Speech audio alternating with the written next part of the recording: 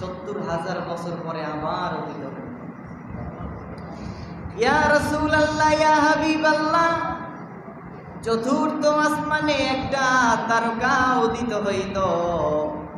যেই তারকাটা একবার ডুবে যাইত, আবার 70,000 বছর পরে আর একবার উদিত হইত, আবার ডুবে যাইত, আবার 70,000 বছর পরে উদিত হইত। এইভাবে আমি জিবরাইলের জিন্দেগিতে ওই তারকাটারে আমার জীবনে 72,000 বার এইভাবে উঠতে আর ডুবতে দেখেছি। আল্লাহর নবী বললেন, ও জিবরাইল, শপথ সেই রব্বে কারীমের যার কুদরতি হাতে আমি মুহাম্মদুর রাসূলুল্লাহর প্রাণ, ওই যে তুমি যে তারকাটা তুমি দেখেছো 72,000 বার ওইভাবে উঠতে আর ডুবতে দেখেছো, আনা জালিকাল কাওকাব, ওই তারকাটাই ছিলাম আমি মুহাম্মদুর রাসূলুল্লাহ। তাহলে নবীজির বয়স কত?